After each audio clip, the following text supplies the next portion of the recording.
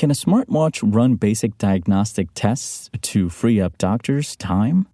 We'll talk about it more in moments, but before we get into that, if you're a content creator or a YouTuber, camera companies increasingly want your business. Last year was no exception, with several new vlogging-specific models released by Canon, Sony, DJI, and others. That means there are now over a dozen on sale, alongside regular mirrorless cameras that also do the job well.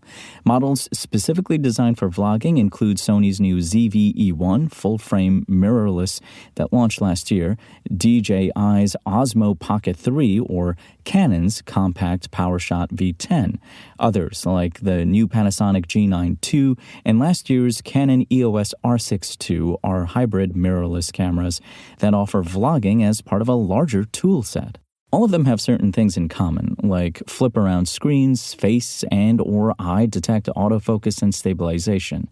Prices, features, and quality can vary widely, though. To that end, we've updated our guide with all the latest vlogging cameras designed for novice to professional creators in all price ranges. We have tested all of these to give you the best possible recommendations, and you can check out the entire list at Engadget.com.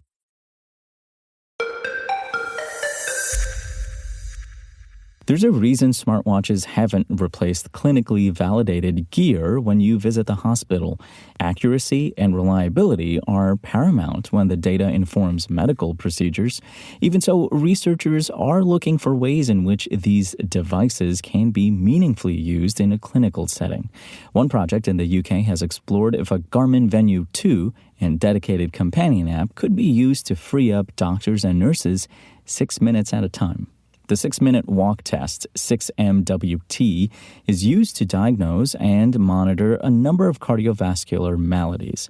This includes conditions like pulmonary hypertension that, if left untreated, are eventually fatal. The test has been a cornerstone of hospital practice and clinical trials for decades all around the world as a marker of how well the heart and lungs are working, project leader Dr. Joseph Newman told Engadget. While a change in a blood test marker might be clinically relevant, he said, it's probably more important to someone that they can walk to the shop and back. The test requires a patient walk on a flat, hard surface for 6 minutes straight, which stresses the heart enough to measure its capacity. A professional tests the patient's heart rate and blood oxygen levels at the start and end. While it's simple and reliable, it's not perfect, according to Dr. Newman. This is why we've looked to change it in two important ways, he said. Can we make it shorter and digitize it for remote use? After all, 6 minutes is a lifetime in a clinical setting, and patients dislike having to schlep all the way to their hospital just to walk up and down a corridor. It's why Newman and Lucy Robertson, both researchers at the Royal Papworth Hospital in Cambridge, began looking for ways to revolutionize the test. They wanted to see if the tests could be shortened to a single minute, and also if it could be carried out by a patient at home using a Venue 2. The watch was connected to a secure and dedicated clinical trial platform built by Apparito, a Wrexham-based developer, for testing. This was then sent out to patients who were instructed to wear the watch and walk outdoors to complete their own tests. They're asked to walk on flat, even, dry, relatively straight roads rather than in laps or circuits, Dr. Newman said, with patients walking at their own natural pace. We carried out a product appraisal early on in the research process, and we're open-minded as to the brand or model, said Dr. Newman. Garmin came out on top for a few reasons. We can access raw data as well as Garmin's algorithmically derived variables, he said. Because the research was being funded by a charity, the British Heart Foundation, the watch had to offer good value for money.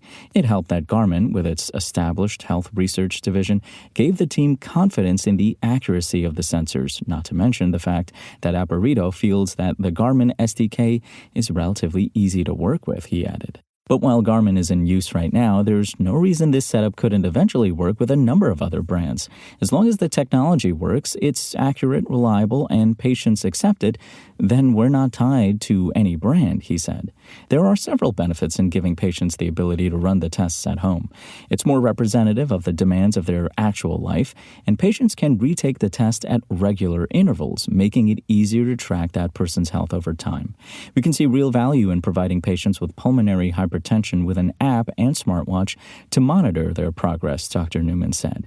It's unlikely to ever fully replace the need for in-person hospital reviews, but it will likely reduce their frequency. The results of the study right now suggest cutting the test to 1 minute has no detrimental effect on its outcome or accuracy, and that patients are far more likely to run the test regularly if they're able to do so at home. It's likely that the upfront costs of wearables to a hospital may be offset by the longer-term reduction in hospital visits, Dr. Newman said. If that turns out to be right, it means clinicians can better focus their time and efforts where their expertise is more valuable.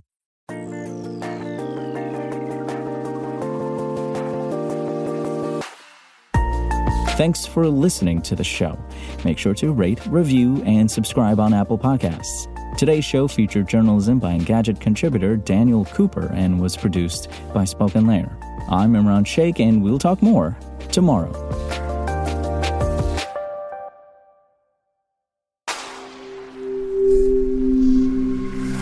Spoken Layer.